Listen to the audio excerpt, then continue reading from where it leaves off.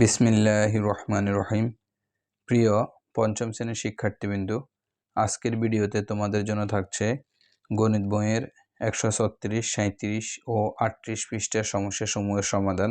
আরও ভিডিও পাওয়ার জন্য আমার চ্যানেলটি সাবস্ক্রাইব করার অনুরোধ রইল। চলো আমরা সমস্যাসমূহ সমাধান করি। 136 পৃষ্ঠায় রয়েছে নিচের সালগুলোর ফেব্রুয়ারি মাস কত দিন ছিল তা নির্ণয় করা।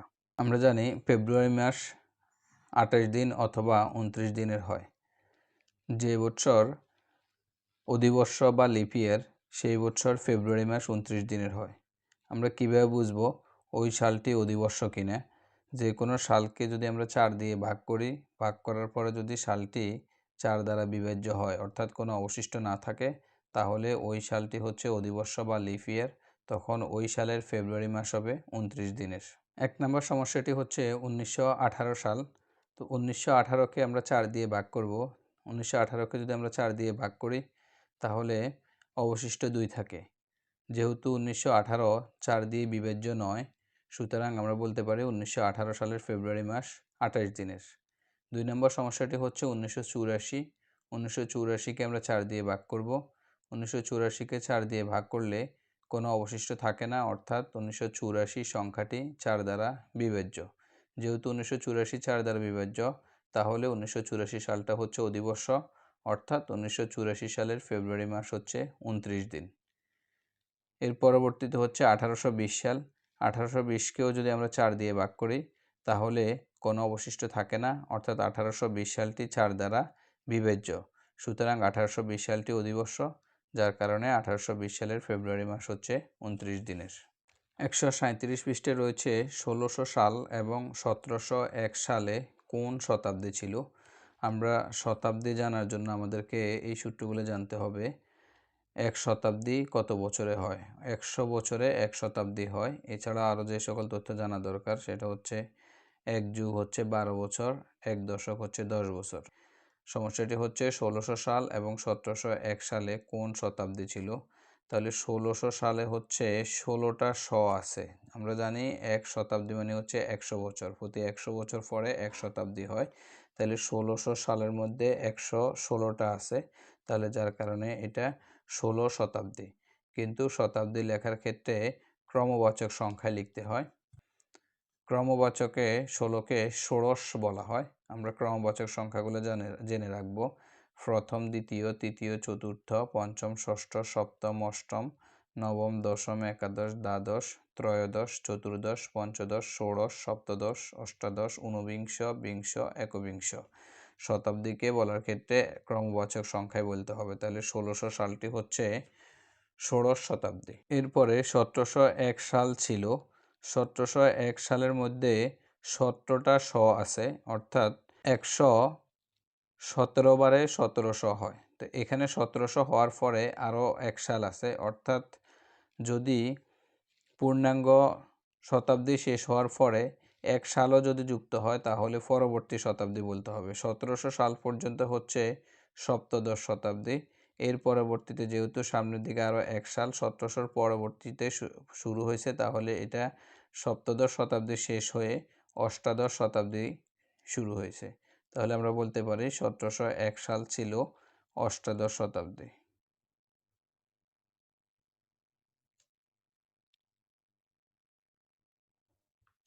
137 পৃষ্ঠে আরও কিছু সমস্যা রয়েছে।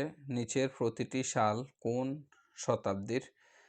1 হচ্ছে 1945, 2 হচ্ছে 1300 সাল, 3 হচ্ছে 1899 সাল। তো 1945 সাল এখানে 1945-এর কারণে তাহলে 19 শতাব্দী শেষ হওয়ার পরে সামনে আরও নতুন শতাব্দী শুরু হয়েছে, তাহলে আমরা বলবো এটা হচ্ছে বিংশ শতাব্দী। তারপর হচ্ছে 1300 সাল বরাবর 1300, এই জন্য আমরা বলবো ত্রয়োদশ শতাব্দী।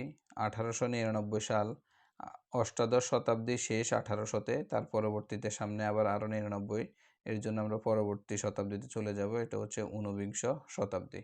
অর্থাৎ প্রতি 100-এর জন্য 1 শতাব্দী, 200-এর জন্য 2 শতাব্দী, 300-এর জন্য 3 শতাব্দী।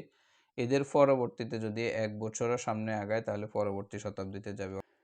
138 পৃষ্ঠার একটি সমস্যা হচ্ছে 5 মাসকে ঘন্টায় রূপান্তর করো। অর্থাৎ 5 মাস দেওয়া আছে, 5 মাসকে আমরা ঘন্টায় প্রকাশ করব। তাহলে আমাদের অবস্থান হচ্ছে এখানে মাস, মাস থেকে আমরা ঘন্টায় আসব।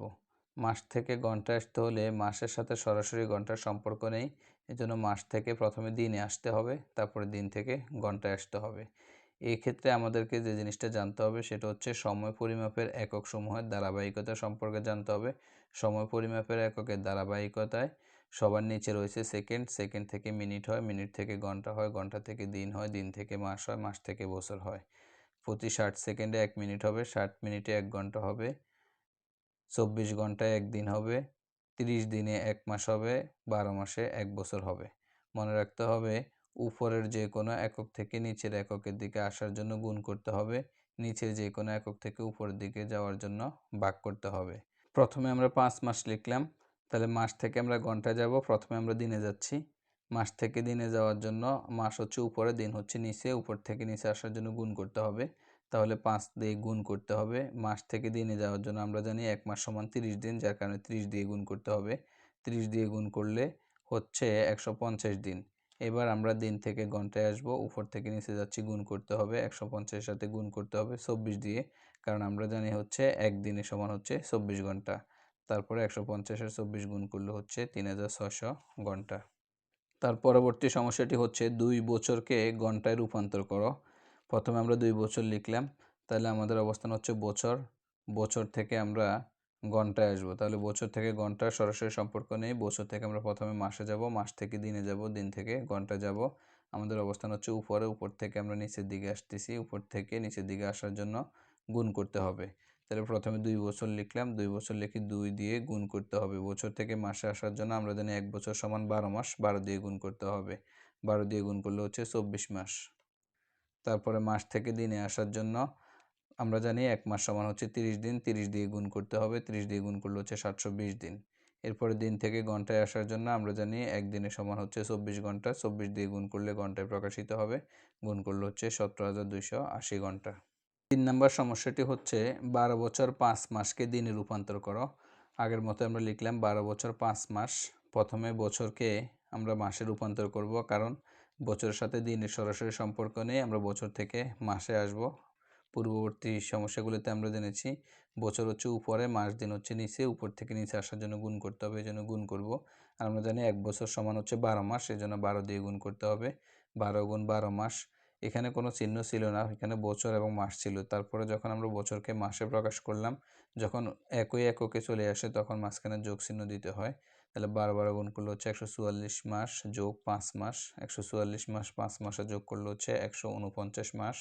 এর পরবর্তীতে মাসের সাথে দিনের সম্পর্ক, আমরা মাস থেকে দিনে যাব, মাস হচ্ছে উপরে, দিন হচ্ছে নিচে, উপর থেকে নিচে আসার জন্য গুণ করতে হবে। আমরা জানি 1 মাস সমান হচ্ছে 30 দিন, 30 দিয়ে গুণ করতে হবে, 30 দিয়ে গুণ করলে হচ্ছে 4470 দিন।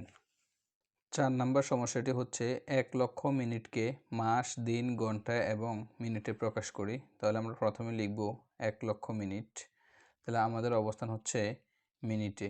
মিনিট থেকে আমরা মাস, দিন, ঘন্টায় যাব, ঘন্টা, দিন, মাস, মাস পর্যন্ত আমরা যাব। তাহলে এখন আমাদের অবস্থান হচ্ছে নিচে, নিচ থেকে আমরা উপরে যাচ্ছি, আর নিচ থেকে উপরে যাওয়ার জন্য ভাগ করতে হবে। মিনিট থেকে, মিনিটের সাথে সম্পর্ক হচ্ছে ঘন্টার, তাহলে মিনিট থেকে আমরা প্রথমে ঘন্টায় যাব, এই জন্য হচ্ছে 10 লক্ষ মিনিট, যেহেতু আমরা নিচ থেকে উপরে যাচ্ছি ভাগ করতে হবে। আর আমরা জানি 60 মিনিট হচ্ছে 1 ঘন্টা, তাহলে মিনিট থেকে ঘন্টায় প্রকাশ করার জন্য 60 দিয়ে ভাগ করতে হবে। 60 দিয়ে যদি আমরা 1 লক্ষকে ভাগ করি তাহলে 1666 বার ভাগ যাবে, ভাগ যাওয়ার পরে 40 অবশিষ্ট থাকবে।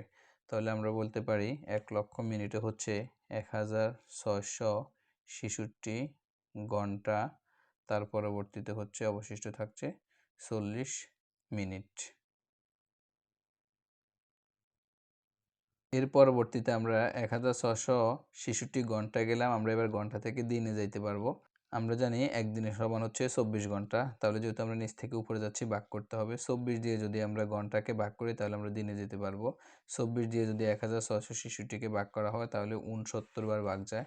তাহলে আমরা বলতে পারি 1666 ঘন্টার মধ্যে হচ্ছে 69 দিন, ভাগ করার পরে আরও 10 ঘন্টা অবশিষ্ট থাকে। তাহলে 1666 ঘন্টায় হচ্ছে 69 দিন, আরও 10 ঘন্টা থাকে, তারপর হচ্ছে 40 মিনিট।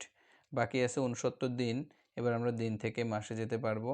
আমরা জানি 30 দিনে হচ্ছে 1 মাস, তাহলে আমরা যদি 69কে 30 দিয়ে ভাগ করি তাহলে মাসে যাওয়া যাবে। 30 দিয়ে 69কে ভাগ করলে 2 বার ভাগ যায়, তাহলে হচ্ছে 2 মাস, অবশিষ্ট থাকছে 9 দিন। তাহলে আমরা বলতে পারি 69 দিনে হচ্ছে 2 মাস, অবশিষ্ট থাকছে 9 দিন। পূর্বে আমরা পেয়েছি 10 ঘন্টা 40 মিনিট। তাহলে আমাদেরকে মনে রাখতে হবে, আমরা যদি নিচের এককে থাকি, নিচের একক থেকে উপরে যাওয়ার জন্য ভাগ করতে হবে। তাহলে আমাদের অবস্থান ছিল প্রথমে মিনিটে, মিনিট থেকে আমরা মাস পর্যন্ত যাব। তাহলে মিনিটের সাথে মাসের সরাসরি সম্পর্ক নেই। প্রথমে ঘন্টা, প্রথমে আমরা মিনিট থেকে ঘন্টায় গিয়েছি, মিনিট থেকে যখন ঘন্টায় গিয়েছি আমরা পেয়েছি 1666 ঘন্টা, অবশিষ্ট থাকছে 40 মিনিট। ঘন্টা থেকে দিনে যাওয়ার জন্য আমরা ঘন্টাকে 24 দিয়ে ভাগ করছি, পেয়েছি 69 দিন, 10 অবশিষ্ট থাকছে 10 ঘন্টা 40 মিনিট। তারপর 69 দিনে মাস হয়, সেখানে হচ্ছে 2 মাস 9 দিন 10 ঘন্টা 40 মিনিট। প্রিয় শিক্ষার্থীবৃন্দ, আশা করি তোমরা বুঝতে পেরেছ।